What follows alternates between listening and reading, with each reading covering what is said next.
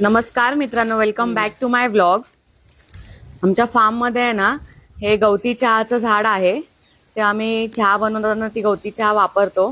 त्यानंतर इथे कढीपत्त्याचं पण झाड आहे बघा, किती छान आलाय कढीपत्ता त्याला। मस्त पोहे बनवायला पण आम्ही याच कढीपत्त्याचा वापर करतो।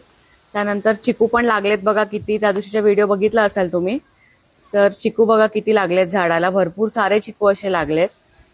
त्यानंतर असंच राऊंड मारता मारता ना आम्हाला काहीतरी दिसलं तिकडे एकदम मस्त लागले। पपया पण बघा कसला लागल्यात बघा, पपया तुम्ही एकदम पिकलेत आणि झाडावरतीच पिकलेत।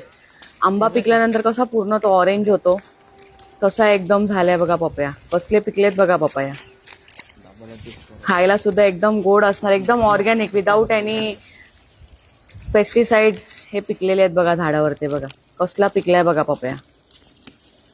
एवढा पिकलेला पपया तुम्ही बघितलाय का? युजली चुना लावून पिकवतात, पण हा झाडावरतीच पिकलाय पपया। या झाडाला अजून कच्चे। खरं सांगितलं तर आम्ही आहे ना एकदम स्लो लाईफ जगतोय, जी फार्म लाईफ असते ना ती जगतो। आणि खरंच खूप भारी वाटतं आम्हाला असं लाईफ जगून।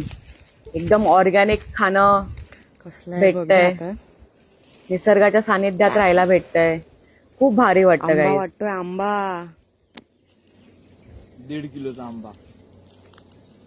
व्हिडिओ आवडल्यास लाईक करा, शेअर करा आणि फॉलो करा guys. Thank you so much, keep supporting.